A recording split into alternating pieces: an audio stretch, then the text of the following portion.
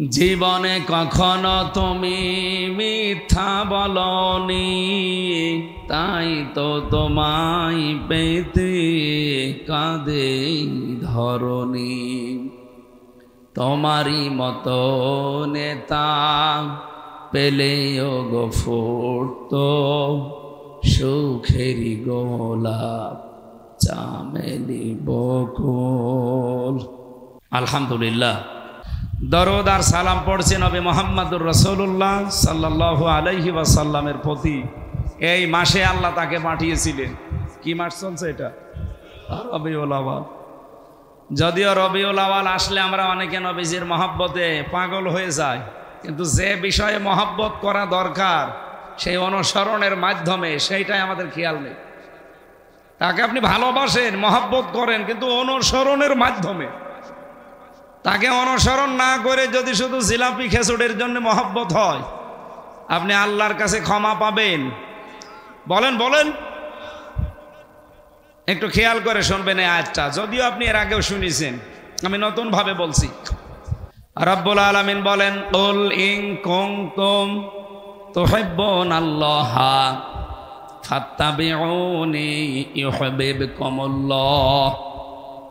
নবী, আপনি দুনিয়ার মানুষকে বলেন, যারা এ কথা বলে আল্লাহ তোমাকে ভালোবাসি, এ দাবি আমাদের নেই? কথা বুঝতেছেন ভাই? এটা ক্লাস চলছে।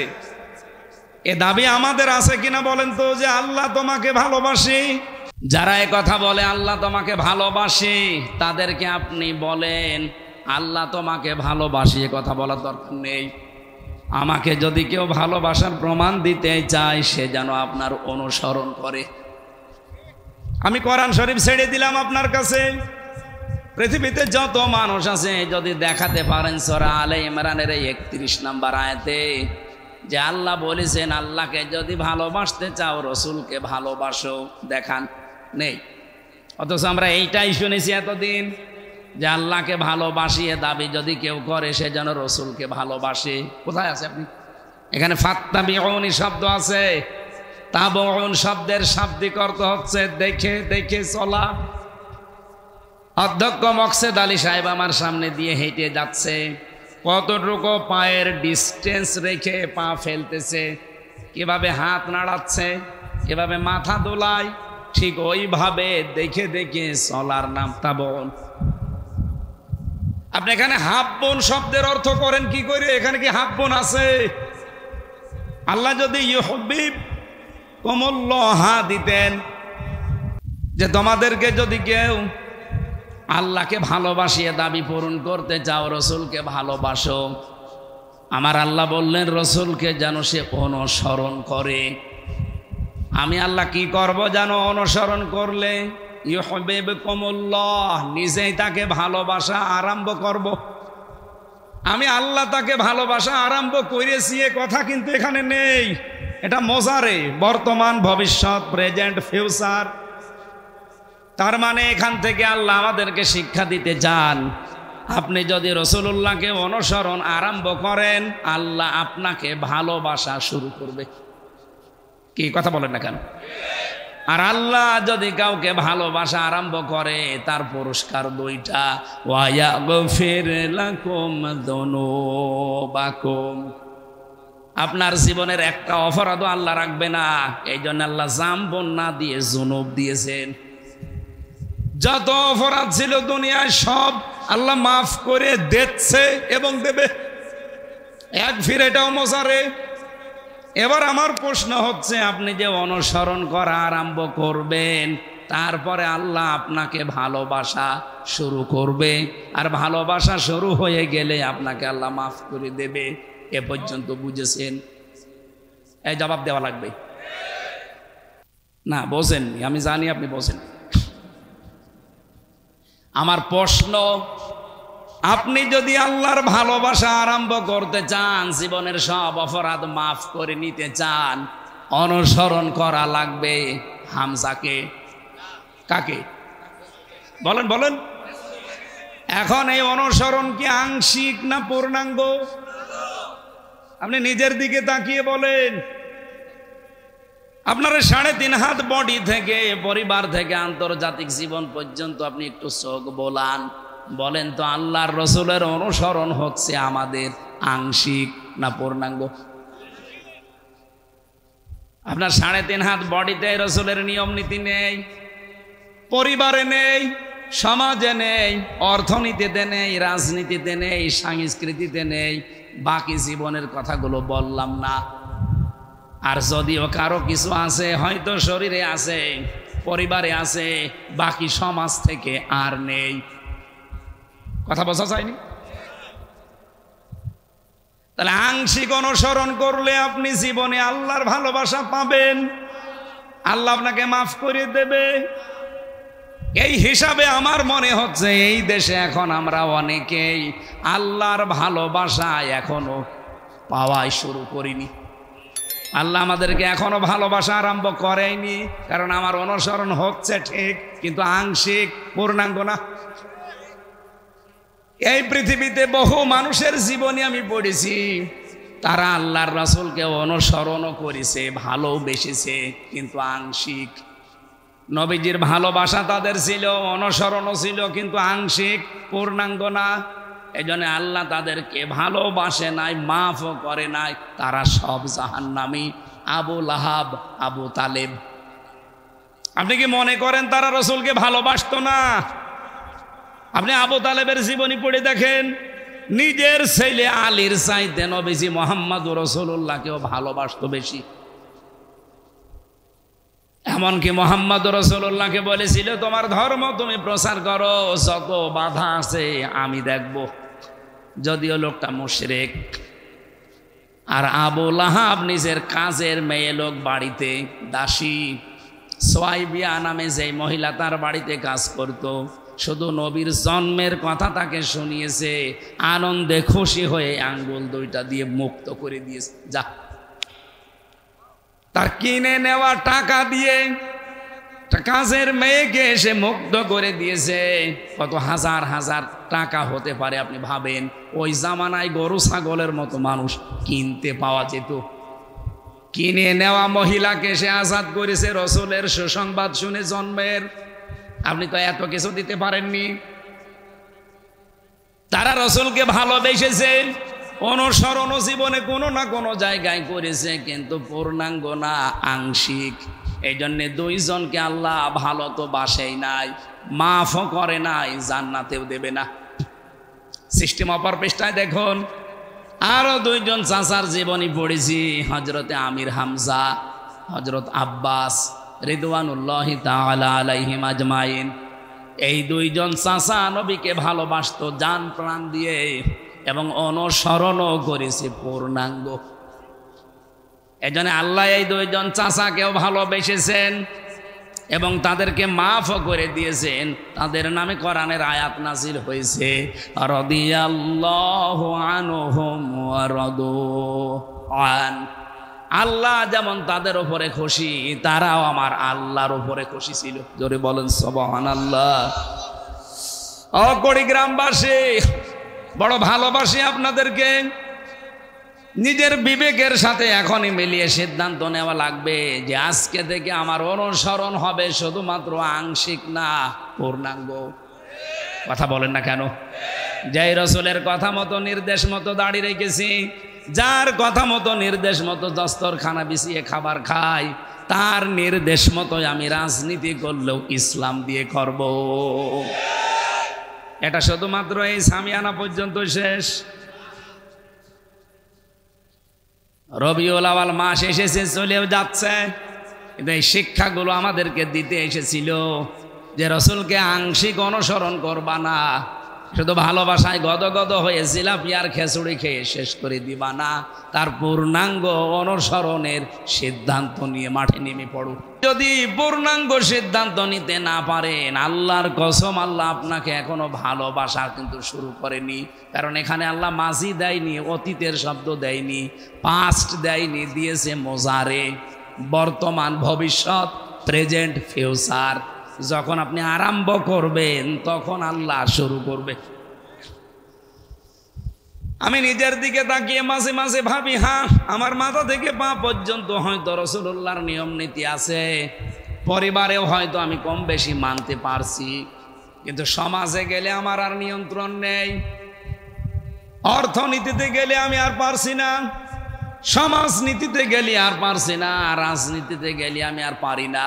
অথচ আমি ভরসা করে বসে আছি, আল্লাহ যখন বানিয়েছে, কালেমা যখন পড়েছি, জান্নাত একদিন যাবই। আল কাজ্জিসু মান দানা নাফসাহু ওয়া আমিলা লিমা বাদাল মাউতি ওয়ালা আজিজু মান আতবা'a নাফসাহু হাওয়াহা ওয়া তামাদ্দা আলাল্লাহ। রাহু তিরমিজি।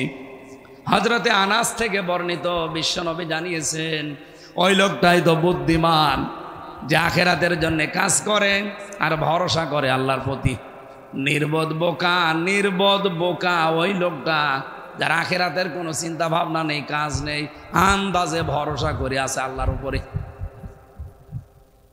এ দেশে নেই এরকম মানুষ। আর খালি বিশ্বাসী, এই যে কালেমা যখন পড়েছি জান্নাত একদিন যাবই।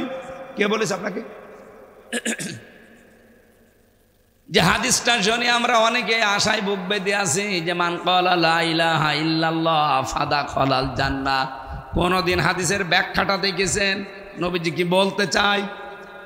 আল্লাহর নবী বলেন, যে ব্যক্তি লা ইলাহা ইল্লাল্লাহ বলবে সে জান্নাতে চলবে। না চলে গেছে? না না, দাখলা এটা মাসি অতীতের শব্দ, পাস্ট এটা। কিন্তু আমি এ পর্যন্ত না, আমার শব্দ হচ্ছে এখানে ফাটা। এ ফা যদি নবীজি না দিতেন, আমি ওই হাদিস দিয়ে ওয়াজ করে এখনই সব জান্নাতে পৌঁছিয়ে দিতাম যে লা ইলাহা ইল্লাল্লাহ যে ব্যক্তি পড়বে সে জান্নাতে চলে গেছে। ফাটা দিয়ে আমিও ঝামেলায় আছি। হযরত ওমর জিজ্ঞাসা করেছিলেন, ইয়া রাসূলুল্লাহ, এই কথাকে আপনি বলেছেন মান ক্বালা লা ইলাহা ইল্লাল্লাহ ফাদাখালাল জান্নাহ? নবীজি বললেন, নাআম, হ্যাঁ আমি বলেছি। বিশ্ব নবীকে হযরত ওমর ওই দিনই জিজ্ঞাসা করেছিলেন, হে নবী, আপনি তো লা ইলাহা ইল্লাল্লাহ দাখালাল জান্নাহ বলতে পারতেন, ফাদাখালা বললেন কেন? এ ফাটা কি? ওই দিনই নবীজি সাহাবায়ে কেরামের সামনে তিনি ব্যাখ্যা দিয়েছেন, এই ফা মানে আইয়ুহাসিরা মা হারামাল্লাহ। ফায়ের ব্যাখ্যা হচ্ছে, পৃথিবীতে যে ব্যক্তি লা ইলাহা ইল্লাল্লাহ পড়েছে আর এর ভেতরে যে হালাল বস্তুগুলো আছে আঁকড়িয়ে ধরে আর হারাম যা আছে ছেড়ে দেয়, এই লোকটাই জান্নাতে চলে গেছে। আপনি লা ইলাহা ইল্লাল্লাহ পড়বেন, এদিকে আবার সুদের সাথে কাজ কারবার। লা ইলাহা ইল্লাল্লাহ পড়বেন, আপনার মেয়ে আপনার বেটার বউ চলে বেপরদায়, আপনি লা ইলাহা ইল্লাল্লাহর হারাম কাজ মানেন। নিজের কথার সাথে আপনি নিজেই ধোঁকাবাজি করছেন। এজন্য লা ইলাহা ইল্লাল্লাহ বলার পরে জান্নাতে মাস্ট বি আপনি যাবেন যদি এর উপরে টিকে থাকতে পারেন। আর আমার মনে হয় সেই টিকে থাকার পরিবেশ অনেকে আমরা চেষ্টা করলেও পারি না, কারণ বাংলাদেশে সে পরিবেশ নেই। এক কথা বলেন না কেন? এই 54 বছর চলছে, আজও আপনি 100 ভাগ টিকে থাকার চেষ্টা করলেও পারবেন না। এই যে টুপিটা দেখতে মনে হচ্ছে খুব সুন্দর, মাথায় দিয়েছি ভালোই লাগে, কিন্তু এর ভেতরে সুদ আছে।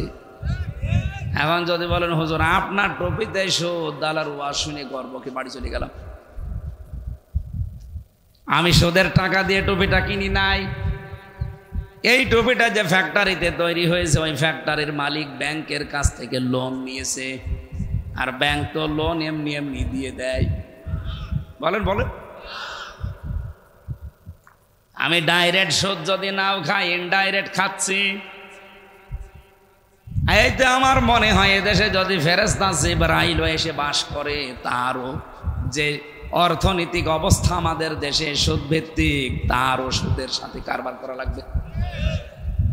আমরা তো এইটাই পাল্টাতে চাই, যেখানে 1 টাকা সুদ খেলে মায়ের সাথে 33 বার জেনা করার গুনাহ হয়, সেই সিস্টেমটা 54 বছরে আমরা পাল্টাতে পারলাম না। মাওলানা সাইদি সাহেব 50-60 বছর একাধারে ওয়াজ করে গেছে, সুদ বন্ধ হয়েছে। বলেন বলেন, সুদ বন্ধ হতো যদি আল্লামা সাঈদীর মতো 151 জন কোরআন বুকে নিয়ে সংসদে ঢুকতে পারত। সুদ বন্ধ হতো, সুদের বাপ বন্ধ হতো। বলে সুদ ছাড়া ব্যাংক চলে না, চলে না মানে সৌদি আরবে চলছে না, মালয়েশিয়া চলছে না, ইসলামী দেশগুলোতে যে দেখেন, আফগানিস্তানে যান, সুদ ছাড়া যে ব্যাংক চলে তার প্রমাণ পৃথিবীতে আছে। আপনি চালাতে পারেন না, তার কারণ হচ্ছে আপনার অর্থনীতি সুদ দিয়ে ভরা।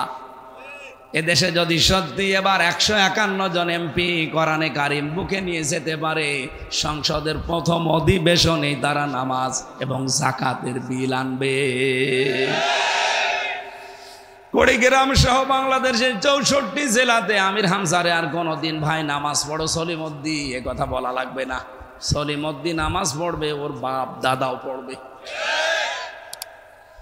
যাকাত মানুষ নিজের দায়িত্ব নিয়ে দিয়ে আসবে, নয়তো ওর পরের দিন মামলা হবে।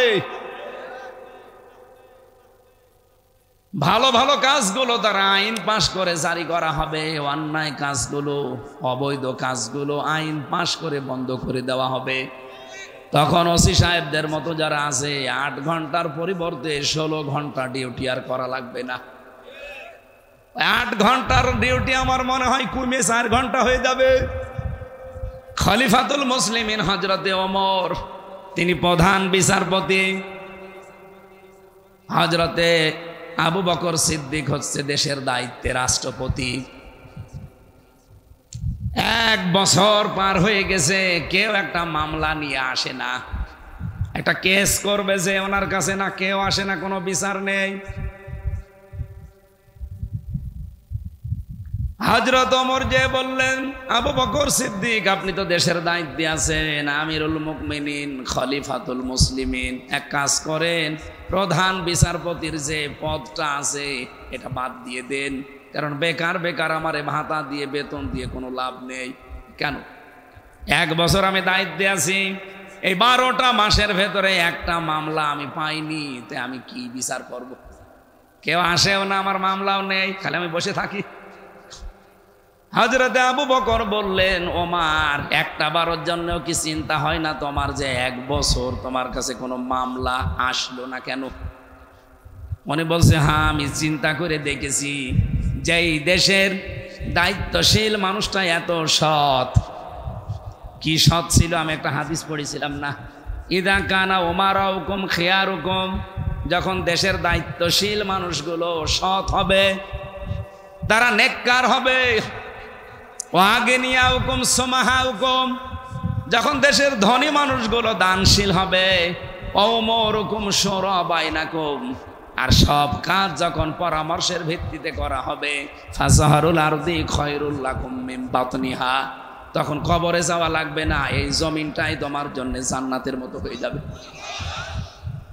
ওয়াইদা কানা উমারাউকুম শিরারুকুম, যখন দেখবে দেশের দায়িত্বশীল মানুষগুলো, নেতাগুলো এরা খারাপ চরিত্রের, এই বাংলাদেশে এমপি হোস্টেল থেকে মেয়েদের কান্নার আওয়াজ আসে, এটা কি বাস্তব না অবাস্তব?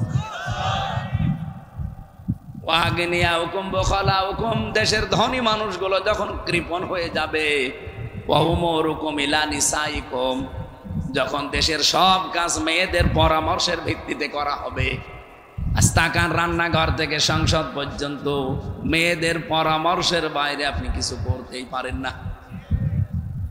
আমি নিচে নামলাম না, ফাবাতনুল আরদি খায়রুল লাকুম মিন যাহরিহা, তখন নবীজি বলেন যে কবরে চলে যেও, দুনিয়ায় থাকার দরকার নেই, কারণ এই দুনিয়ার জমিনটার চাইতে কবরের জমিন তোমার জন্য নিরাপদ। আমার তো মনে হচ্ছে সেই সময়ের ভেতরে আমরা আছি। কথা বলে না কেন?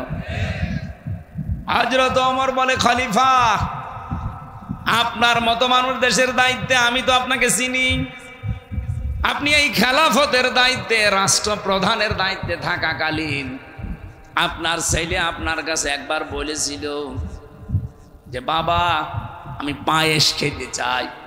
দেশের প্রধানমন্ত্রীর ছেলে বলছে, বাবা আমি পায়েস খেতে চাই। মায়ের কাছে যাবার পরে মা বলছে, এই মাসের বেতনটা একটু আগে আগে নিয়ে আনবেন।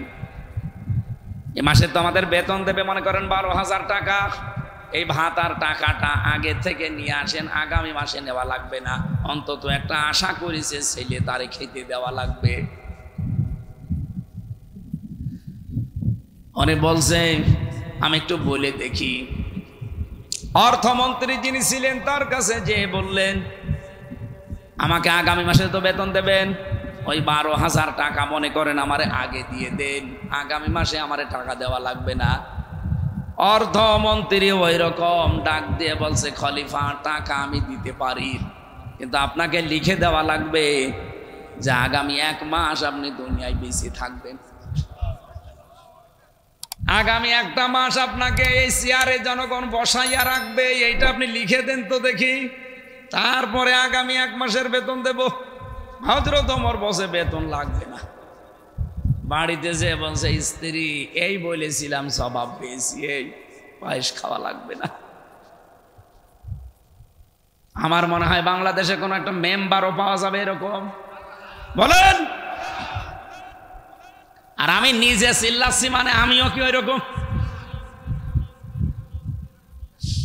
হযরত ওমর, হযরত আবু বকরের স্ত্রী উম্মে রোমানা রাদিয়াল্লাহু তাআলা আনহা, তিনি ঠিক 15 দিন পরে পায়েস রান্না করে ছেলেকে আর স্বামীকে দিয়েছেন। ছেলে তো খাওয়া আরম্ভ করেছে। হযরত আবু বকর স্ত্রীকে বললেন, দাঁড়াও, কোথায় পেলে তুমি? আমি তো টাকা এনে দেইনি। হযরতে উম্মে রোমানা স্ত্রী বলছেন, স্বামী আপনি মনে করবেন না আমি হারাম কোনো ইনকাম নিয়ে খাওয়াচ্ছি আপনাকে। আপনি যে প্রতিদিন যে টাকা আমাকে দেন হাত খরচের জন্যে, ওখান থেকে আমি 1 মুষ্টি করে চাউল তৈরি রাখতাম, গমের আটা জব। 15 দিন তুলতে তুলতে প্রায় 2 কেজি হয়ে গেছে। এটা পাশের বাড়িতে একজনের কাছে বিক্রি করে ওইটা দিয়ে পায়েস বানিয়েছি, এটা হালাল টাকা। হযরত আবু বকর সিদ্দিক ছেলেকে বললেন, জনমের খাওয়া খাও। নিজের খাবারটা স্ত্রীকে দিয়ে বললেন, তুমি খেয়ে নাও, আমি গেলাম। কোষাধ্যক্ষ যিনি ছিলেন, অর্থমন্ত্রী যিনি ছিলেন, তাকে বললেন, আগামী মাস থেকে আমার বেতন যেহেতু 12,000, 10,000 টাকা দিলেই হবে। কারণ আমি হিসাব করে দেখলাম আমার স্ত্রী 10,000 টাকা হলেও সংসার চালাতে পারে। এই 2,000 টাকা আমি উদ্বৃত্ত নিয়ে জনগণের কাছ থেকে কিয়ামতে কি জবাব দেব? হযরত ওমর বললেন, খলিফা আপনার চরিত্র তো আমি জানি, আপনি কোন পর্যায়ের মানুষ। আপনার মতো মানুষ দেশের দায়িত্বে আছে। আমার মনে হয় এটা শুধু ইতিহাসের পাতায়, হাদিসের পাতায় পড়েছি, এই বাংলাদেশে আমরা নিজের চোখেও দেখেছি। মাওলানা মতিয়ার রহমান নিজামী এর জ্বলন্ত প্রমাণ। একজন মন্ত্রী, আপনি বোঝেন, মেম্বার না, চেয়ারম্যান না, ভাইস চেয়ারম্যান না, উপজেলা চেয়ারম্যান না, মেয়র না, এমপি না, উনি মন্ত্রী। অথচ এখনো পর্যন্ত পাবনায় যে দেখেন ওনার বাড়িটা চারিদিকে মাটির দেওয়াল দেওয়া, উপরে টিন দেওয়া। আমার কুষ্টিয়া মিরপুর ভেড়ামারার জামাত নমিনি যাকে বানিয়েছে, জনাব আব্দুল গফুর, আল্লাহরে বান্দা, ধনী মানুষের সন্তান, ইসলামী আন্দোলন করতে করতে আল্লাহরে বান্দা এখন একেবারে প্রায় নিঃস্ব হয়ে গেছে। একটা বাড়ি আছে মিরপুরে, কুষ্টিয়ায়, বাড়িটা যে রং করবে সেই টাকাটাও তার নেই। অথচ উনি এমপি নমিনি, উপজেলা চেয়ারম্যান ছিলেন 3 বার, ইউনিয়ন চেয়ারম্যান ছিলেন 3 বার, মেম্বার ছিলেন 3 বার। কত হয়? আরে ভাই, একবার মেম্বার হলেই তো তার 10 বছর কিছু করা লাগে না। আর সে 5 নং 45 বছর একাধারে জনগণের প্রতিনিধি। বাড়িতে রং করবে, সে টাকা নেই। ইয়ানত আমার কাছে নাই জেলা 15,000 টাকা, আর ওনার কাছে নাই 150 টাকা। একটা উপজেলা চেয়ারম্যান একবার হলে যে বাজেট আসে, আমি তো নিজে এই সমস্ত বিষয়গুলো একটু হ্যান্ডেলিং করে দেখেছি তাদের সাথে। জীবনে কিচ্ছু করা লাগে না, আর একবার হয়ে গেলেই হাজার হাজার লক্ষ লক্ষ টাকা বাজেট আসে। তার মাধ্যমে একটা ব্রিজ যদি মেরে দেয়, আল্লাহু আকবার,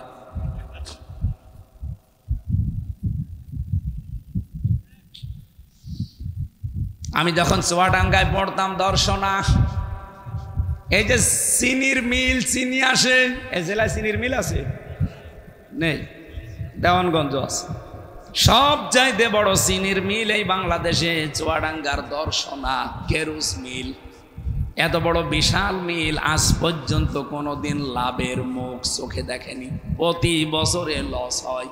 শুধু একবার লাভ হয়েছিল, যেবার শিল্পমন্ত্রী ছিল মাওলানা নিজামী। এমনি হয়নি, উনি এমন একজন সৎ এমডিকে পাঠিয়েছিলেন যে দায়িত্ব দিয়ে সঠিকভাবে পালন করলে ওখান থেকে লস না লাভ হয়, তার প্রমাণ এইটা। আমি তখন ওখানে পড়তাম, আমি দেখেছি নিজের চোখে। রাত 2টার সময় এসেছে উনি, ঢাকা থেকে ওনারে পাঠিয়েছে মাওলানা নিজামী গোপনে যে যান, এতদিন তো লস হয়, এবার দেখি ওখানে লাভ বের করা যায় কিনা। আল্লাহর বান্দা ওখানে রাত 2টায় পৌঁছিয়েছে। দারোয়ানকে পরিচয় দেওয়ার পরে দারোয়ান তা ভয়ে ঘাবড়িয়েছে। দারোয়ানকে বলছে তোমার ডিউটি কয়টা পর্যন্ত? এই কয়টা। ঠিক আছে, তোমার পোশাকটা একটু খুলে দাও।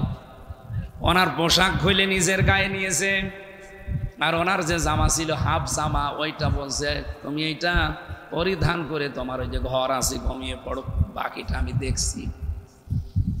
ফজরের নামাজ পড়েছে আল্লাহর বান্দা, ড্রাইভারকে দিয়ে গাড়ি বাংলোতে পাঠিয়ে দিয়েছে। ফজরের নামাজ শেষ করার পরে দারোয়ানের পোশাক, সকাল থেকে ডিউটি শুরু, সবাই আসতেছে, একটা একটা করে দরজা খুলে দিচ্ছে। 10টা পর্যন্ত খুলে দিয়েছে। 10:45 বাজে একজন অফিসার এসে গাড়ির হরেন দেয়, খুলতে চাই না। কি গো, আজকে দারোয়ান কি হয়েছে, ঘুমিয়ে গেল নাকি? তাকিয়ে দেখে দাঁড়িয়ে দারোয়ান, কিন্তু দরজা খোলে না। এই বেটা, দরজা খুলে দেন না, আপনার জন্য আজকে দরজা খোলা হবে না। এখন বাজে 10:45, আপনি আজকে বাড়ি চলে যান। আরে দারোয়ানের বাচ্চা, 45 মিনিট মাত্র লেট, আর আমি বাড়ি চলে যাব মানে? এই মিলের আমি 3 নাম্বার দায়িত্বে আছি। উনি বলছে আপনি যত বড় দায়িত্বে থাকেন না কেন, আমিও নতুন এসেছি, আপনাকে আমি ঢুকতে দেব না, কারণ আপনার 45 মিনিট লেট। 10টার আগ পর্যন্ত আমি সবাইকে ঢুকিয়েছি, 10টার পরে যারা এসেছে বার্গেনিং করে হলো ফেরত দিয়েছে। বাবা মা তুলে যখন কথাবার্তা আরম্ভ করেছে, বলছে ঠিক আছে স্যার আপনি যান। অনেককে তো ফেরিয়ে দিলাম, আপনার মুখের ভাষা যা আর আপনার যা রোগ পাক, আপনার দ্বারা হবে না, যান আপনি। দারোয়ানকে বলছে বেটা তোর পোশাক নিয়ে চলে গেছে ঘরে। অফিসে প্রবেশ করে ডাক দিয়েছে যে অমুককে একটু ডাক দেন। এসে দেখে ওই দারোয়ান, কিন্তু পোশাক আশাক উল্টা পাল্টা। ভেতরে যাবার পরে বলছে স্যার, বলে আপনার সালাম দেওয়া লাগবে না, কারণ আপনার মুখে সালাম মানায় না। এ সালাম আমরা যার কাছ থেকে পেয়েছি সেই মুহাম্মদুর রাসূলুল্লাহ জীবনে কোনোদিন কাছে ফাঁকি দেয়নি। আপনার যে দাড়ি, এত বড় বড় দাড়ি কেটে ফেলেন, আপনার মুখে দাড়ি মানায় না। কিসের জুব্বা গায়ে দিয়েছেন আপনি, মাথায় আবার পাগড়ি দেওয়া, আপনার জন্যে পাগড়ি না। এই পাগড়ি আপনার মাথায় থাকলে আপনি যে ফাঁকি দেন, আপনার জন্য রাসূলুল্লাহর বদনাম হবে। 1 বছরের ভেতরে এমন কড়াকড়ি, এমন টাইট করেছিল, ওই বছরেই এত দিনের মিল কোনোদিন লাভ হয়নি, এবার লাভের মুখ চোখে দেখেছে। দেশের নেতাগুলো সত্যি কথা বলছে, কোরআন সামনে নিয়ে মাত্র 1628 জন মানুষ দায়িত্ব পালন করে এই দেশে। এই 1628 জন মানুষ যেদিন আবু বকরের মতো ওমরের মতো হবে, এই দেশটা একটা মিনি জান্নাত হয়ে যাবে। আমার ভাইরা, যে কথা তুলেছিলাম আপনাদেরকে বলার জন্যে, আমাদের অনুসরণ যদি আজকে শুধু আংশিক করে আমরা শেষ করে দেই, রাজনীতিতে মানতে পারি না, রাষ্ট্রীয় জীবনে মানতে পারি না, পারিবারিক জীবনে মানতে পারি না, শুধু ব্যক্তিগত জীবন, আরে এই 3.5 হাত বডিটা, তাছাড়া আমার আয়ত্তে, আমার নিয়ন্ত্রণে কিচ্ছু নেই। আপনার এখন নিজের বিবেককে প্রশ্ন করে বলেন, আল্লাহ আমাদেরকে ভালোবাসা আরম্ভ করেছে না? কারণ আমাদের অনুসরণ তো পূর্ণাঙ্গ হচ্ছে না, আংশিক হচ্ছে। আমি একজন জীবনী পড়ছিলাম, ওর নাম আব্দুল্লাহ ইবনে উবাই। এ লোকটার পুরা জীবন আমি পড়েছি, কোনো ভুল আমার চোখে ধরা পড়েনি, শুধু একটা ভুল পেয়েছি। ওর মাথা থেকে পা পর্যন্ত রসুলের সুন্নত ছিল। আল্লাহর নবী একদিন শুধু বলেছিলেন যে আল্লাহর কাছে নাম প্রিয় আব্দুল্লাহ আর আব্দুর রহমান। মসজিদে নববীতে কথা শোনার পরে ও দৌড় দিয়েছে। বাড়িতে যে নিজের ছেলেকে ডাক দিয়ে বলছে, তোর নাম পাল্টিয়ে দিলাম আব্দুল্লাহ। ছেলে ছিল, ছেলের নাম পাল্টিয়েছে। নাতি ছেলে ছিল, নাতি ছেলের নাম বলছে আব্দুল্লাহ। ওর বাবার নাম পাল্টিয়ে দিয়েছে আব্দুল্লাহ, ওর দাদার নাম পাল্টিয়ে দিয়েছে আব্দুল্লাহ, এমনকি ওর নিজের নামও পাল্টিয়ে দিয়েছে আব্দুল্লাহ। আব্দুল্লাহ দরকার হয় 1 2 3 4 5 6 নম্বর হিসাবে ডাকবো, তাও আমাদের নাম কি? নবীজির কথা শোনার পরে কি অনুসরণ করতে বলেন তো? নিজে নবীজির পেছনে নামাজ পড়তো, ইফতারি করতো নবীর সাথে, সব আমি ওকে পেয়েছি। শুধু রাজনৈতিক জীবনে ও রাসূলুল্লাহকে মানত না, ওর আদর্শ ছিল তলে তলে আবু জেহেল। আমার মনে হয় বাংলাদেশে এরকম লোক নেই। আছে মানে আমরা আছে মানে। আরে কথাগুলো সঠিকভাবে বোঝাতে গেলে বলো হুজুর টেনে কথা বলছেন। কে বলেছে আপনাকে? এ পৃথিবীতে শুধু 2 জন নবীর জীবনী আমি বাদ দিয়ে যত নবীর জীবনী পড়েছি, কোন নবীর জীবনীতে এটা পাইনি তাদেরকে আল্লাহ এই নির্দেশ দেয়নি, আন আকিমুদ্দিন ওয়ালা তাতাফাররাকু ফি। খালি সুলাইমান নবী আর আদম নবী। আদম নবীর সময় মানুষই ছিল না, আর সুলাইমান নবীর সময় উনি বাবার কাছ থেকে রাজত্ব পেয়েছিলেন। বাকি যত নবীর জীবনী আমি পড়েছি আমার এই ছোট্ট জীবনে, এই 33 বছর বয়স আমার, প্রত্যেকটি নবীকে আল্লাহ পাক এই আদেশই দিয়েছেন যে দিন কায়েম করো। কারণ দিন যদি কায়েম না হয়, ইচ্ছা থাকলেও তুমি আমার বিধান মানতে পারবা না। এরকম জায়গা দেশে নেই। বলেন বলেন, প্রত্যেকটা জায়গায় এরকম আজ একটা দিক আর বিভাগ দেখান যেখানে আপনি টিকে থাকতে পারবেন, সেরকম পরিবেশ আছে? পারবেন না। আপনার মন চাইলেও আপনি পারবেন না। কোর্টে যান, কোর্টের ইট পর্যন্ত টাকা চাই। আমি তো এই 3 বছর ঘোরাঘুরি করে দেখলাম, কোর্টে যাবেন, কোর্টের অন্যান্য জায়গায় তো টাকা লাগে। আমার মনে হয় ইটও তাকিয়ে আছে, হুজুর টাকা দিন। এটা বাস্তবগত সত্য, আমরা নিজে প্রমাণ পেয়েছি। এই জন্য বললাম আমরা চাচ্ছি এই সিস্টেম পাল্টাতে, যদি আপনাদের সমর্থন থাকে। আর যদি আপনাদের সমর্থন না থাকে, আবার এই দেশে ঠিক ওই ফ্যাসিস্টদের আগমন ঘটবে। আবার আপনাকে চাঁদা দেওয়া লাগবে, আপনি আবার রাহাজানি চিন্তায় খুনের সম্মুখীন হবেন। মালয়েশিয়া বাংলাদেশের চাইতে প্রায় 7 ডবল বড়। আমি প্রতিদিন রান করতাম প্রায় 2000 কিলো, 2200 কিলো, 3000 কিলো পর্যন্ত। এত বড় বিশাল দেশ। রাত 12টা, 1টা, 2টা, 3টা নেই, ড্রাইভারকে নিয়ে চলে যাচ্ছি এই প্রদেশ থেকে ওই প্রদেশে। 2000 কিলোমিটার, 3000 কিলোমিটার রাস্তা, মরুভূমির ভেতরে, চারিদিকে শুধু পাহাড় আর জঙ্গল, কিচ্ছু নেই, একটা মানুষের কোনো দেখা নেই। 40 কিলো, 50 কিলো, 100, 200 কিলো যাওয়ার পরে 1-2টা ঘর বাদে শরীর সমসম করে ওঠে। ড্রাইভার আমারে বারবার বলছে, হুজুর কোনো ভয় নেই, শুধু আল্লাহকে ভয় পাবেন, সামনে কেউ আসবে না। সুবহানাল্লাহ বলতে পারেন না? চলাফেরা করে কি শান্তি বলেন তো, যে আল্লাহর ভয় ছাড়া কোনো ভয় নেই?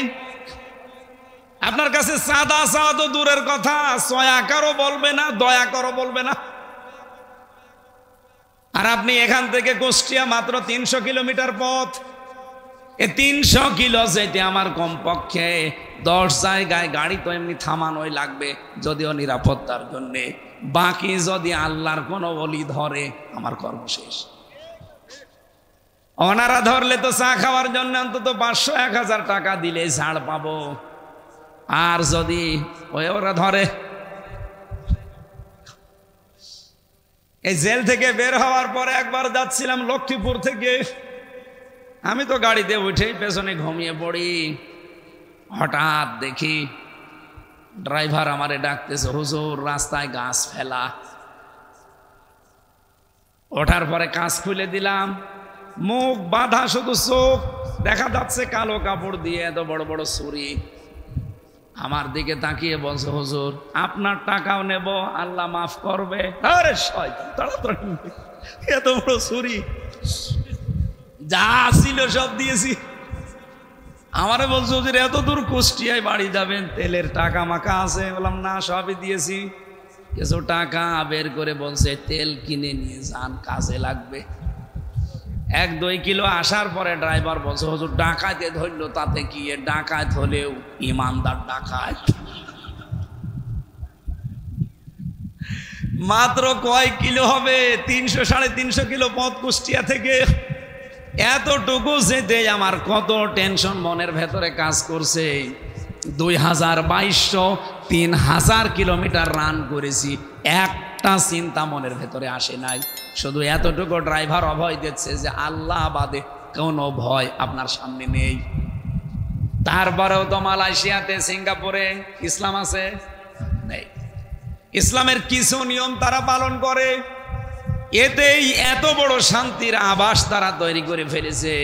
আজ 54 বছরও আমরা পারলাম না, একটাই কারণ, এইটা জায়গা মতো আজও নিয়ে যেতে পারি না। একটু মনে চায় না যে এটা একটু জাগতো জায়গা মতো, দেখি কেমন লাগে? কারা কারা যান দেখি, লিল্লাহে তাকবীর। এই দেখেন তো, হাত তোলেনি কে?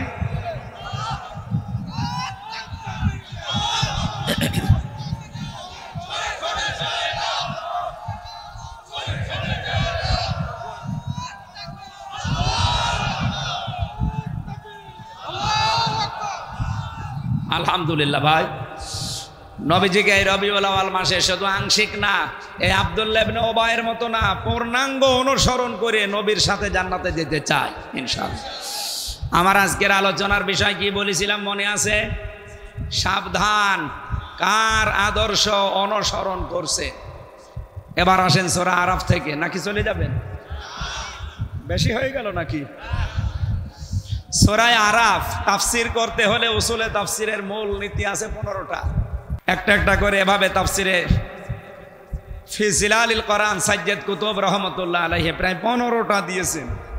সূরার নাম যেহেতু সূরা আরাফ, কি বললাম? আরো জোরে বলেন, আরাফ। এর শাব্দিক অর্থ হচ্ছে পরিচিত হওয়া প্রাচীর। জান্নাতের আর জাহান্নামের মাঝে একটা প্রাচীর দেওয়া থাকবে, ওখানে আল্লাহ কিছু মানুষকে বসিয়ে দেবে, ওরা জান্নাতেও যাবে না, জাহান্নামও যাবে না। এটা 46-47 নাম্বার আয়াতে আছে এই নামকরণের বিষয়গুলো। অবাইনাহুমা হিজাব ওয়া আলাল আরাফি রিজালু ইয়ারিফুনা বিসীমাহুম ইলা আখিরি আয়া। রব্বুল আলামিন বলেন, এমন কিছু মানুষকে আমি আরাফ নামক এই প্রাচীরের ওপরে দাঁড় করিয়ে দেব, এরা জান্নাতেও যাচ্ছে না, জাহান্নামেও যাবে না। নবীজি কিন্তু শেষে আর বলেননি যে এই মানুষগুলো যাবে কোথায়। কুড়িগ্রামবাসী আপনার নিজের দিকে এবার তাকিয়ে বলেন তো, আল্লাহ যদি এই প্রাচীরে আমাকে আপনাকে দাঁড় করিয়েই দেয়, জান্নাতও পাবেন না, জাহান্নামেও যাবেন না, ওখানেই বসে থাকা লাগবে। এবার সাহাবী প্রশ্ন করলেন, নবীজি ওরা জান্নাতে যাবে না কেন? বিশ্ব নবী বলেন, একটা মাত্র কারণ, ওদের সব ভালো ছিল, মায়ের সাথে আর বাবার সাথে সম্পর্ক ভালো ছিল না। এরকম সন্তান দেশে নেই? বলেন বলেন। শুধু আছে বলে আপনি শেষ করে দিচ্ছেন না, আমি এর সাথে একমত না। বাংলাদেশের কোন সন্তান যত খারাপ হোক, ও কোনো দিন চাবে না যে বিয়ের পরে আমার মা বাবা আমার থেকে দূরে চলে যাক, আলাদা হয়ে যাক, বৃদ্ধাশ্রমে থাকুক, না, কোনোদিন চায় না। এটা চাওয়ার পেছনে যারা ভূমিকা পালন করে তারা হচ্ছে আপনার বউ। এ এলাকায় মনে হয় এখনো শুরু হয়নি। সম্মানিতা মা বোন যারা এসেছেন, আপনারা খালি আমাকে দোষারোপ করেন যে হুজুর আমাদের পেছনেই শুধু লেগে থাকে, আপনাদের ভালোবাসি আমি বেশি। ভালো করে শোনেন, প্রত্যেকটা সন্তান তার মায়ের সাথে বাবার সাথে জড়িয়ে থাকা জিনিসকে বেশি ভালোবাসে। এই জন্য মানুষের স্বভাবই এইটা। আমার এই 33 বছর, এরপরও আমি বাড়িতে গেলে আমার মায়ের আঁচল ধরে থাকি।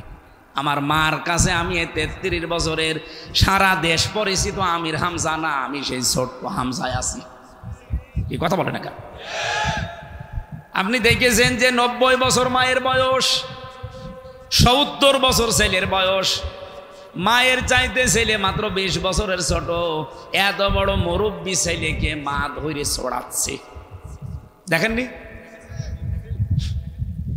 এই যে থাপ্পড় মারে মা ছেলেকে, এটা কি আসলে থাপ্পড় না মায়া মহব্বত? এই মায়ের কাছে যত বড় ছেলেই হোক, 70 কেন, ওই ছেলের বয়স যদি 80 বছরও হয়, তাও মনে করবে আমার সেই ছোট্ট মকসেদ আলী আছে। পৃথিবীর প্রতিটা সন্তান তার মায়ের সাথে বাবার সাথে জড়িয়ে থাকা জিনিসকে বেশি ভালোবাসে। এই জন্যে বৌমা যারা এসেছেন পুত্রবধূ, তাদেরকে বলবো, যদি স্বামীর সত্যিই মন পেতে চান, যদি সত্যিই মনে করেন যে স্বামী আমাকে মন থেকে ভালোবাসুক, তাহলে আপনি এই স্বামীর মায়ের আপনার শাশুড়ির মেয়ে হয়ে যান। যত কাছাকাছি থাকতে পারবেন, তার খেদমত যত বেশি করবেন, তার সাথে যত মিশে থাকতে পারবেন, তত বেশি আপনি স্বামীর কাছে দামি। আর যদি মা বাবার সাথে সম্পর্ক আপনার ভালো না থাকে, শাশুড়ির সাথে যদি দাঁড় কোমড়ার মতো সম্পর্ক হয়, এই ছেলেটা হয়তো আপনার ওই সন্তানের কারণে, ছেলে মেয়ের কারণে আপনাকে কিছু বলতে পারে না, কিন্তু মনে মনে সে মানসিক রোগী হয়ে যায়। এরকম রোগী আছেন কারা? হাত তোলেন তো। এই এলাকা তো ভালো, অনেক ভালো। অকড়ি গ্রামবাসী, বিশেষ করে মেয়েরা যারা এসেছেন, আপনাদের আমার একটাই ওয়াজ, শুধু নামাজ পড়ে রোজা রেখে কালো বোরকা পরে জীবনও জান্নাত যেতে পারবেন না। আপনার সবচাইতে বড় দায়িত্ব আল্লাহর বিধানের পরে আপনার স্বামী।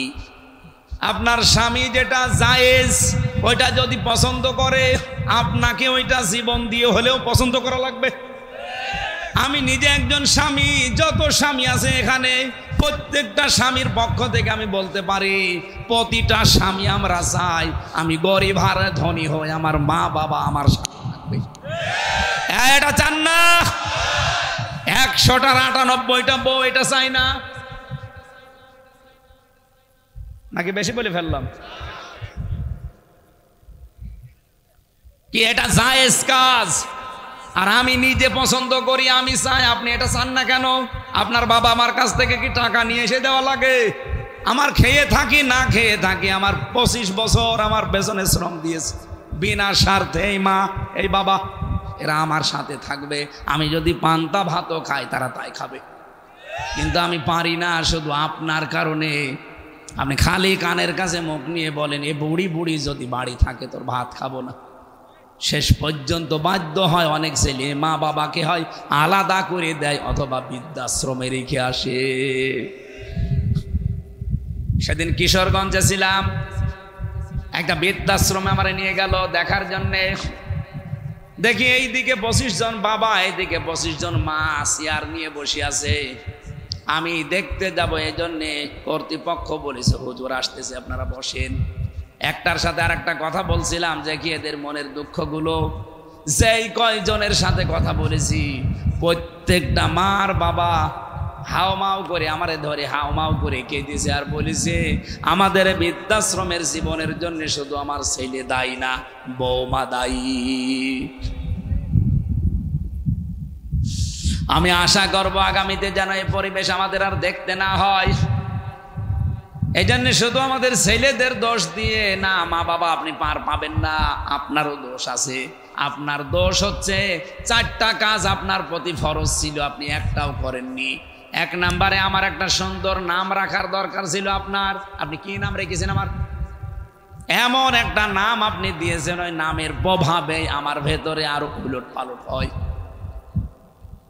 আপনি এমন নাম রেখেছেন, সন্তানের ওই নামের প্রভাব পড়বে তার জীবনের ওপরে। আমি সেদিন কুষ্টিয়ার বড় বাজারে একটা দোকানের নাম লেখা দেখলাম, মিহাদ স্টোর। দোকানদারকে বললাম কি লিখেছেন? বলছে হুজুর আমার ছেলের নাম মিহাদ রেখেছেন কেন? বলছে কোরআন শরীফ পড়তে গিয়ে পেলাম অবিসাল মিহাদ। বিসাল মিহাদ মানে কি? জাহান্নামের নিকৃষ্ট স্থান। কত মানুষ ছেলের নাম ওল্টু, বল্টু, ছেন্টু, ফান্টু, আগুন, পানি, বাতাস, কত কিছু লাগে। ছেলের নাম রেখে দিয়েছে ডেঞ্জার। ডেঞ্জার মানে কি? বিপজ্জনক। তো বড় হয়ে বিপজ্জনক কি হবে? আর তারপর এলাকা বর্ডার এলাকা, দাদারের কাছ থেকে সব ভালো ভালো জিনিস আসতেছে। আমাদের এই দেশ থেকে লোহা, তামা, সোনা, রূপা সবগুলো পাচার হয়ে যায়। আর দাদারা আমাদের জন্য হাদিয়া পাঠায়, বাবা, ডাল। নাকি এটা বর্ডার এলাকায় আসে না? মুসলমানের সন্তান যারা, আমি অন্য ধর্মের কথা বাদ দিলাম, যেহেতু আমাদের দেশে অন্তত আইনও আছে মাদকের বিরুদ্ধে, জিরো টলারেন্স। এরপরেও কোরআনে কারিমে আমার আল্লাহ তিনবার ধাপে ধাপে আয়াত নাজিল করে মদকে হারাম ঘোষণা দিয়েছেন। এই মাদককে রব্বুল আলামিন জানিয়েছেন, ইয়া আইয়ুহাল্লাযীনা আমানু ইন্নামাল খামরু ওয়াল মাইসিরু ওয়াল আনসাবু ওয়াল আজলামু রিজসুম মিন আমালিশ শাইতান। ঈমানদারেরা, তোমাদের জন্য 4টা কাজ বিশেষ করে হারাম করে দিলাম। এই যে জুয়া খেলা, এরপরে মদ, এরপরে মানুষের যে ভাগ্য, তীর মেরে ভাগ্য অথবা হাত দেখায় অনেকে হাতে কি আছে, এরকম 4টা কাজ আমি তোমাদের জন্য হারাম করে দিলাম। শুধু হারাম না, এগুলো হচ্ছে রিজসুম মিন আমালিশ শাইতান, শয়তানের ঘৃণিত কাজ। এই মাদক, এটা শয়তান পর্যন্ত ঘৃণা করে। শয়তানও যেটা ঘৃণা করে সেইটা অনেক মুসলমানের ছেলেরা করছে।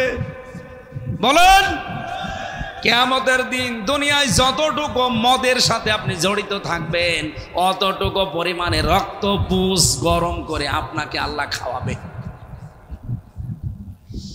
শুধু খাওয়ালেই তো হয়ে যায় না, কোরআন বলছে এটা মুখের ভেতরে দেওয়ার সঙ্গে সঙ্গে যত কিছু পেটের ভেতরে আছে সবগুলো নাড়ি ভড়ি পায়খানার রাস্তা দিয়ে সব বের হয়ে যাবে। আশা করছি এই সমস্ত কাজে যদি কোনো মুসলমানেরা থাকেন, এই মুহূর্তে জীবনের মতো তওবা করে ফিরে আসেন। আপনার জন্য প্রশাসনের রাত দিন ঘুম হারাম হয়ে যাচ্ছে। কি দায় পড়েছে তাদের আপনি খারাপ হয়ে গেলে? দায়িত্ব এতটুকু যে রাষ্ট্র তার দায়িত্ব দিয়েছে, তারা হিমশিম খেয়ে যাচ্ছে। আশা করছি আপনি আজকে থেকে ফিরে থাকার চেষ্টা চালাবেন। আল্লাহ কবুল করুন, আমিন। তাহলে আরাফ নামক স্থানে আল্লাহ জাহান্নামে দেবে তাদের যারা মা বাবার অবাধ্য সন্তান। 2 নম্বরে তারা জাহান্নামেও যাবে না। জাহান্নামে যাবে না কেন? নবীজি বলেন, এই মানুষগুলো আর যাই করুক জমিনে দিন কায়েম করার জন্য তাদের চেষ্টা প্রচেষ্টা ছিল সর্বাগ্যে। সুতরাং দিন কায়েমের জন্য যদি আপনার চেষ্টা থাকে, আর যাই হোক আপনি জাহান্নামে যাবেন না। কিন্তু দিন কায়েমের কথা বললে এই পৃথিবীতে সবচাইতে বেশি মন খারাপ হবে, খারাপ লাগবে, কষ্ট পাবে, রাগ করবে কারা? কাবুর আলাল মুশরিকিনা মা তাদউহুম ইলাইহি। সূরা সূরা 13 নম্বর আয়াতের শেষের দিকে আছে প্রায়। আল্লাহ পাক বলেন, হে নবী, আপনি যেদিকে ওদেরকে ডাকেন যে দিন কায়েম করো, ব্যক্তি পরিমাণ সমাজ রাষ্ট্রে আল্লাহর বিধান প্রতিষ্ঠা করো, এটা বললে তো সব চাইতে বেশি খারাপ লাগে মুশরিকদের। এই বাংলাদেশের 64 জেলার 630টা থানায় আমি কম বেশি গেছি, যেখানে এই দিন কায়েমের কথা বলেছি এত বছর, কোন মুসলমান রাগ করে নাই। করেছে যারা, এই আয়াত দ্বারা বোঝা যায় তারা কোনো না কোনো শিরিকে লিপ্ত, তারা মুশরিক। কথা বলেন। দিন কায়েমের কথা শুনলে রাজনীতির গন্ধ খোঁজে, দিন কায়েমের কথা শুনলে হুজুরের উপরে রাগ করে তারা। ওরা আর মুসলমান নেই, ওরা মুশরিক। এই জন্য আল্লাহ কাবুর আলাল মুশরিকিনা দিয়েছেন। মা তাদউহুম ইলাই, আপনি যেদিকে ডাকেন ওদিকে তো সবাই আসবে না, মন খারাপ করে থাকবে তারা যাদের ভেতরে শিরিক আছে। আর শিরিক যারা করে তারা কি বলেন বলেন? এই 1 তারিখের জরিপ পেয়েছিলাম, আজকে 2 তারিখ না, 31 তারিখের, 31 আগস্টের একটা জরিপ পেয়েছি। এই বাংলাদেশের 18 কোটি মানুষের ভেতরে মাত্র 7 কোটি 20 লাখ মানুষ চাই এদেশে আল্লাহর দিন কায়েম হোক। বাকি যারা চাই না, কসম আল্লাহর, আপনার জীবনে অবশ্যই কোনো না কোনো ভাবে শিরিক ঢুকেছে। আর শিরিক ঢুকলে আপনি যেহেতু মুশরিক, আর আপনার কাছে এটা খারাপ লাগবে, আপনাকে দিয়ে আল্লাহ দিন কায়েমের কাজ করাবে না, জীবনেও না। আল্লাহু ইয়াজতাবি ইলাইহি মাইয়াশা ওয়া ইয়াহদি ইলাইহি মাইয়ুনিব। আল্লাহ পাক বলেন, তোমাদের ভেতরে আল্লাহ যাকে ইচ্ছা মনোনীত করেন, নির্বাচিত করেন, পছন্দ করেন, তাকে দিয়ে কাকে? ওয়াহদি ইলাইহি মাইয়ুনিব, যে ব্যক্তি আল্লাহর দিকে মন থেকে ফিরে আসতে চায়, আল্লাহর দিকে যারা মন থেকে ফিরে আসবেন তাকে আমার আল্লাহ দুনিয়াতে দিন কায়েমের কাজে লাগিয়ে দেবে। বাংলাদেশে আগস্টের 5 তারিখের আগে, গত আগস্ট, মাত্র 100 জনের 15 জন বলতো আমরা এই দেশে ইসলাম কায়েম করতে চাই। মাত্র 100 জনের 15 জন। এখন বেড়ে আপনি 1 বছর 1 মাসে কত % বেড়েছে দেখেছেন? কিছুদিন সময় যেতে দেন, আমার তো মনে হচ্ছে এই দেশে যে হারে দাওয়াতি কাজ চলছে দিনের পক্ষে 100 ভাগের 100 ভাগ মানুষ বলতে বাধ্য হবে আমরা দিন কায়েম চাই। রাজবাড়িতে একজনের বাড়ি, ওনার নাম গোবিন্দ চন্দ্র পরামানিক, হিন্দু মহাজোটের মহাসচিব। লোকটা কয়েকদিন আগে ঘোষণা দিয়েছে বাংলাদেশে 54 বছর তো ছাতা বহু কিছু দেখলাম, এবার আমরা এই দেশে রাষ্ট্রীয় ব্যবস্থায় ইসলামকে দেখতে চাই। এমনকি সে সরাসরি নাম ধরেই বলেছে যে আমরা জামাত ইসলামীকে দেখতে চাই। তাহলে এই দেশে কোনো সংখ্যালঘু নির্যাতন হবে না। একটা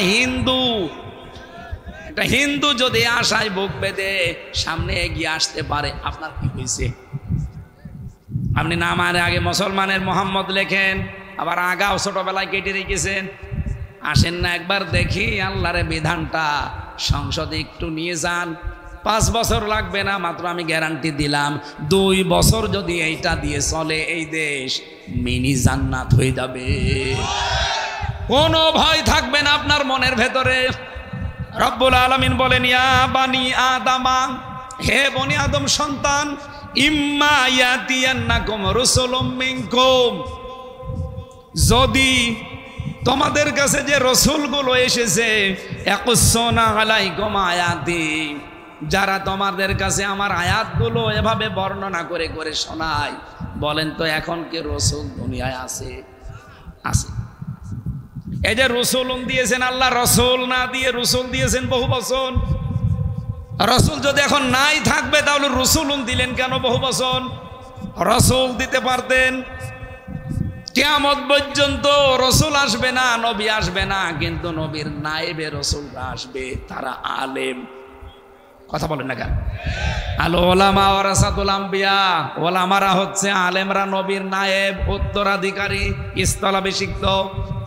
এরা যখন ইয়াকুসুনা বর্ণনা করবে তোমাদের সামনে আয়াতি, আমার আয়াতগুলো, এগুলো শোনার পরে তোমাদের ভেতরে যে বা যারা ফামানিত্তাকা, সংযত হবে, ও আসলাহা, নিজেদের জীবনকে যারা সংশোধন করে নিতে পারবে, ব্যক্তি, পরিবার, সমাজ, রাষ্ট্রগুলো সংশোধন করবে, ফালা খাউফুন আলাইহিম ওয়ালা হুম ইয়াহজানুন, কোনো ভয় নেই তাদের, কোনো চিন্তা নেই। এই গ্যারান্টি কার? এই গ্যারান্টিটা এবার আমরা দেখতে চাই। বহু মানুষের কথা আমরা শুনেছি, কিন্তু কথা মতো কাজ পাইনি। বাবা কথা দিয়েছিল, চাচা কথা দিয়েছিল, স্বামী কথা দিয়েছিল, এক কথা বলেন না কেন? কোরআনের কথায় এরকম ভেজাল আছে, আছে। আহ্বান জানাচ্ছি সবাইকে, এটা রেকর্ড হচ্ছে, সারা দেশে যাচ্ছে। এবার একটু আপনি দেখার জন্য হলেও দেখে, যে একটু টেস্ট করি। আমরা তো গ্যারান্টি দিচ্ছি 5 বছরও লাগবে না। মালয়েশিয়া দাঁড়িয়ে যেতে 21 বছর লেগেছে। 2004 সাল থেকে তারা এভাবে দাঁড়াচ্ছে, এখন 25 সাল। 21 বছরে এই দেশটা দাঁড়িয়ে গেছে আজ বিশ্বের মানচিত্রে। আর আমরা 54 বছরেও দাঁড়াতে পারি নাই। শুধুমাত্র এই 1628 জন মানুষ ওমরের মতো বানানো দরকার। ইসলাম পন্থে যারা আছে, বিশেষ করে জামাত ইসলামী, আমি বিশ্বাস করি এদের এই 1628 জন মানুষই এরকম যোগ্য এবং সৎ আছে। কথা বলুন। তারা 2টা মন্ত্রী ছিল, 4 আনা দুর্নীতি পাওয়া যায়নি। 2টা মন্ত্রী, 4 আনা দুর্নীতি পাওয়া যায়। 350 উপজেলা চেয়ারম্যান ছিল, 1000-এর ওপরে তাদের ইউনিয়ন চেয়ারম্যান ছিল, 1500-র উপরে মেম্বার ছিল। এতগুলো মানুষের জীবন সারা বাংলাদেশে আপনি একটু জরিপ চালান, 1টা টাকা দুর্নীতি তাদের নেই। সাতক্ষীরার এক চেয়ারম্যান ইউনিয়নের, আমি নিজে দেখেছি, লোকটা 10টা থেকে 4টা পর্যন্ত কাজ করে ইউনিয়নে, আর বিকাল 4টা থেকে রাত 8টা পর্যন্ত তরকারি বিক্রি করে। আপনি আল্লাহর ওলি খোঁজার জন্য চলে যাচ্ছেন আটরশি, আল্লাহর ওলি খোঁজার জন্য চলে যাচ্ছেন বরিশাল, আল্লাহর ওলি খোঁজার জন্য চলে যাচ্ছেন সিলেটে। কে বলেছে আল্লাহর ওলি তো ওই লোকটা যে তার কর্মজীবনে সঠিক। জামাত ইসলামী বাংলাদেশের যে কোনো দোষ থাকতে পারে, মিথ্যা সত্য মিলিয়ে, কিন্তু এই দোষ এই দেশে কেউ দিতে পারে না যে জামাতের লোক মেরে খায়, এরা চাঁদাবাজি করে। কথা বলা লাগবে, গ্যারান্টি আছে এদেশে নেই। শিবিরের ওপরে যে 2টা দোষ দেওয়া হয়েছে, তাহা মিথ্যা। বলা হয় যে তারা রগ কাটে। 1977 সালে তাদের প্রতিষ্ঠা, এই 25 সাল পর্যন্ত, আজ পর্যন্ত শিবির রগ কেটেছে, আমার দেখা তো নেই, জানাও নেই। ধর্ষণ মামলা আজ পর্যন্ত শিবিরের একটাও নেই। বাংলাদেশের 630টা থানায় 77 থেকে 25 পর্যন্ত খোঁজ নিয়ে দেখেন, একটা ধর্ষণ মামলা নেই। অথচ কত দোষ এদের ওপরে দেওয়া হয়, আমরা নাকি নারী বিদ্বেষী। আরে ভাই, এই বাংলাদেশে সবচেয়ে বেশি নারীদেরকে সম্মান দেই আমরা। একজন তো কয়েকদিন আগে ঘোষণা দিয়েছে, আমরা যদি পাশ করি, সামনে হলগুলোতে মেয়েদের হলে ছেলেরা যাবে, দেদারসে কোনো অনুমতিও লাগবে না। একটা কথা হইল।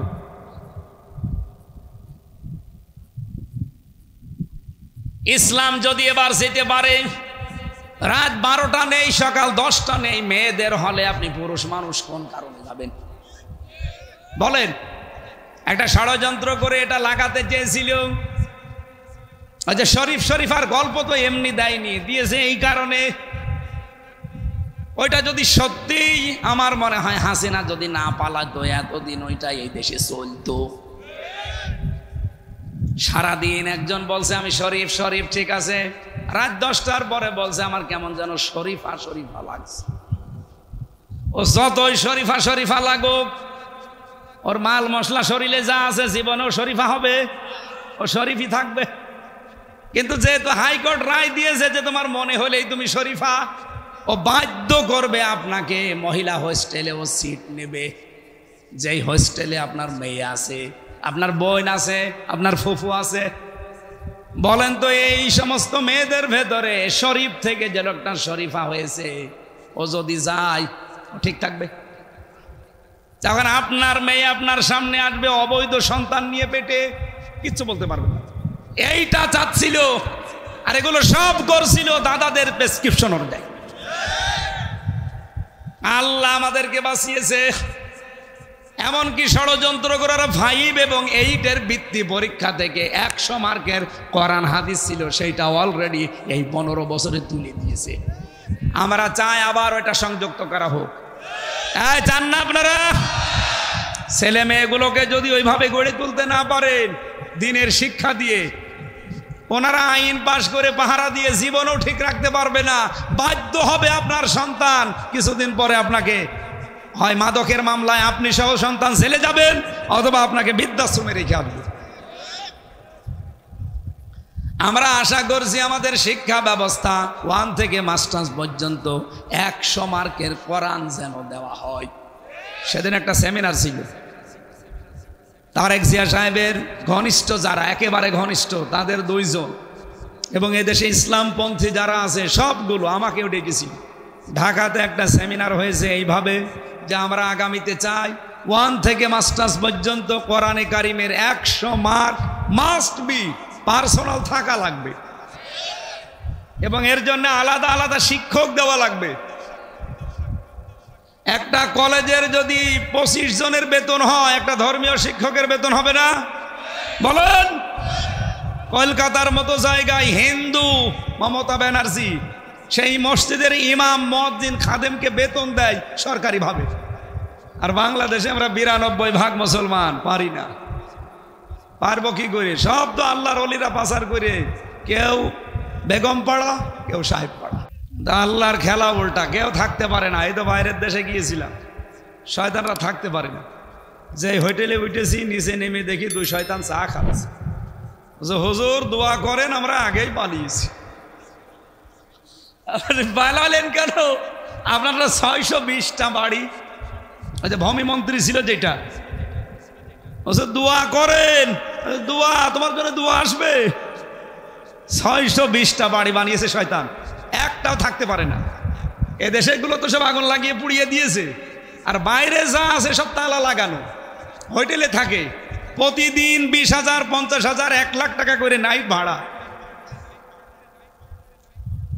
জেলখানার মতোই আছে। কি করলেন এই অবৈধ সম্পদগুলো এক জায়গায় করে? নিজেও এখন ভোগ করতে পারেন না, তালা লাগানো, সাহেব পাড়া থাকেন তো হোটেলে হোটেলে ভাড়া করে। এদের থেকেও শিক্ষা নিতে পারেন না? যারা চাঁদাবাজি করে, এদিক ওদিক করে, বাবা শাহজালাল, মদের কাছে কুত্তা বিড়াল সব হালাল, এই নীতিতে যারা চলতে চাচ্ছেন, মনে করেন আপনি এই 2 বছরে 50 কোটি টাকার মালিক হয়ে গেলেন, কি করবেন আপনি? এরপরে যদি সুযোগ আসে জনগণের, ও 50 কোটি তো যাবেই, মাঝখান থেকে 32 নাম্বারও যাবে। ওই মাঝে মাঝে আজাবুল বুলডুজার নাজির হবে, 32 নাম্বার শেষ। ভালোই চলছিল, হঠাৎ করে উনি নাড়াচাড়া দেয়, আর এই দেশের মানুষ বুলডুজার নিয়ে ছোটে। এই জন্য আপারে বলবো, আপা যেভাবে আছেন খেয়ে দিয়ে ওখান থেকে মরে যান, আল্লাহ আপনারা যেখানে দায় দেবে। এই মাঝে মাঝে এরকম নাড়াচাড়া দিয়েন না, দিয়ে এই 32 নাম্বার আর 33 নাম্বার করিনি। শেষে দেখা যাচ্ছে গোপালগঞ্জের এই কবর মবরও সব উড়িয়ে গেছে। এগুলো যদি কিছু হয় আপনার কারণে হচ্ছে, আপনি একটু চুপ থাকেন, আমরাও অন্তত শান্তিতে থাকি। সেদিন বলেছিলাম যে গোপালগঞ্জকে মানুষ এত গালি দেয়, অন্তত এ জেলা যদি না থাকে তাহলে তো আর গালি দেবে না। ওরে নড়াইলের ভেতরে, ফরিদপুরের ভেতরে আর মাদারীপুরের ভেতরে 3টা আসন ওই জেলায়, এই 3 আসন 3 জেলায় ভাগ করে দেন, ও জেলা আর থাকবে না, কেউ গালি দেবে না। আমার উপরে রেগে গেছে, আরে আমি আপনাদের ভালোবাসি, ওই জেলা আছে বলে তো গালি দেয়। দেখেন না, ওনার জেলার পাশে বাড়ি, তাই আমার ভয় করছে। সম্মানিত ভাইরা, এর পরের যে শব্দগুলো ছিল, আমার মনে হয় এখন আমার আর গলা, শরীর সব দিকে কাহিল হয়ে যাচ্ছে, অথচ 1 ঘন্টা 20 মিনিট পার হয়ে গেছে। না, শেষ করি, আর পারছি না, আর একটু আগে উঠলে ভালো হতো। আগামী থেকে আবার দেখবো। আল্লাহুম্মা আমিন।